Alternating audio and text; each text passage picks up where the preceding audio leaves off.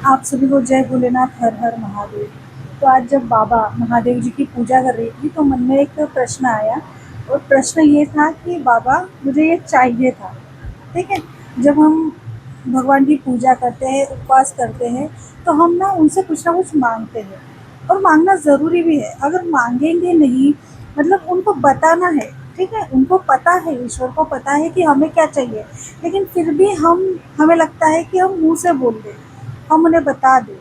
तो चलता रहता है सबका अपना अपना। तो मैंने कहा कि बाबा ये चाहिए था। ठीक है। फिर अचानक से एक थॉट आया और उसके बाद बिल्कुल विद इन अ सेकंड मुझे दूसरा थॉट आया कि मैं ये कब से ईश्वर से मांग रही हूँ, मैं कब से इनको बोल रही हूँ कि मुझे ये चाहिए, और वो उन्होंने मुझे अब तक नहीं दिया। ठीक है, नहीं दिया। तो ऐसा कितने लोग हैं जो ईश्वर से कुछ ना कुछ मांगते हैं, हम गिड़गिड़ाते हैं, हम उनसे प्रॉमिसेस करते हैं कि अगर आप इतना कर दो तो मैं आपको इतना दान दूंगा, या बहुत से कुछ कुछ। ऐसे नहीं कि हम एक सेल्फिश हो जाते हैं कि आप मेरे लिए ये करो, मैं आपके लिए ये करूँगा।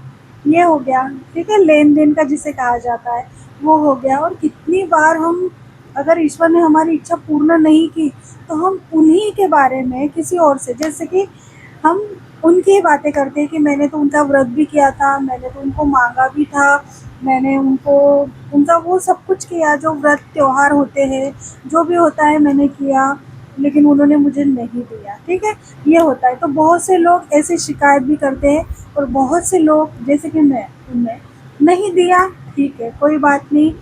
लेकिन इसके पीछे का कारण ये होता है कि ईश्वर ने वो देख रखा है जो हम नहीं देख पाते। हम तो इतनी इल्यूजन में होते हैं। ठीक है, हम इतने भ्रम में हैं कि हमें लगता है, क्योंकि हम, पहली बात तो हम, सबसे पहले हम ह्यूमन बीइंग हैं। हमारा ओवर थिंकिंग करने का हमारा जन्म सिद्ध अधिकार है। क्योंकि हम कुछ भी सोचते हैं ना, तो उसके ना 10 फाटे फोड़ देते हैं। मतलब पता नहीं क्या क्या क्या क्या सोच लेते हैं, दुनिया भर का सोच लेते हैं। अच्छा नहीं सोचते, जितना बुरा हो सकता है, जितना भी बुरा हो सकता है, वो सोच लेता है। तो ऐसे होता है। और सबसे पहली बात ये है कि हम जितना अच्छा सोचेंगे ना, वो उतनी जल्दी नहीं लोग होगा।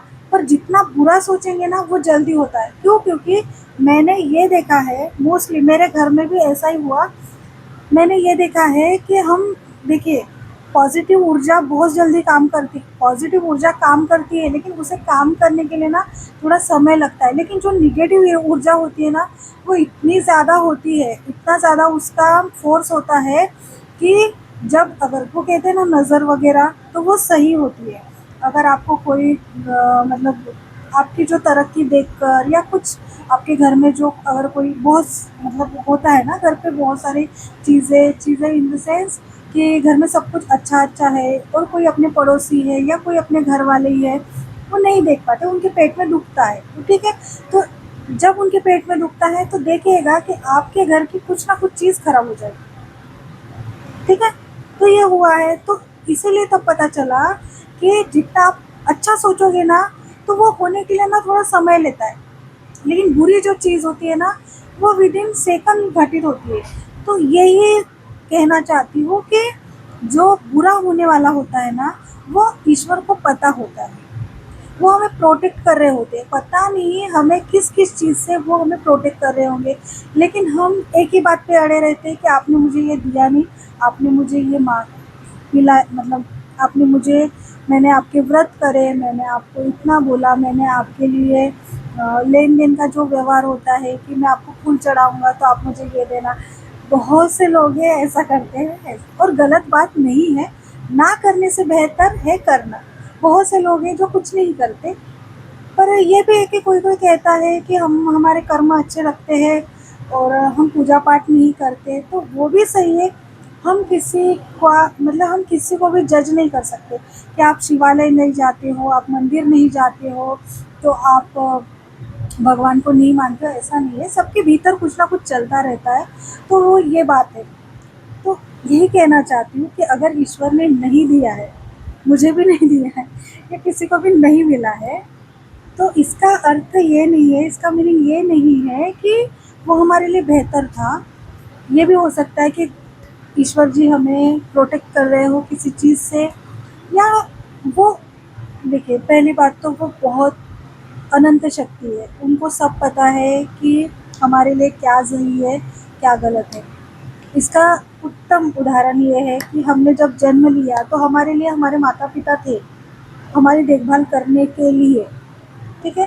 तो हमें ऐसे ही उन पे विश्वास करना है, जो भी होगा अच्छा होगा, जो भी होगा हमारे जीवन में अच्छा होगा।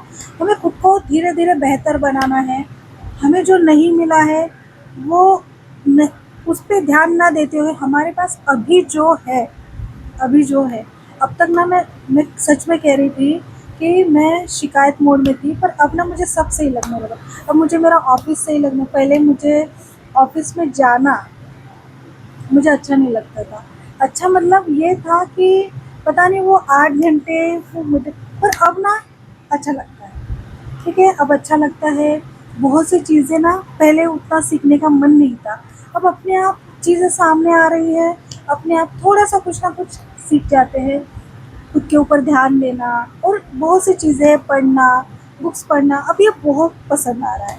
तो ये करना है कि जो नहीं मिला ना उस पे ना ध्यान देते हुए जो हमारे पास अभी है, वो हमें बेहतर बनाना है और आगे के लिए हमें प्रार्थना करनी है। हमें ईश्वर से प्रार्थना करनी है कि ये दीजिए या अगर मेरे लिए जो सही है वो मेरे सामने प्रकट करे।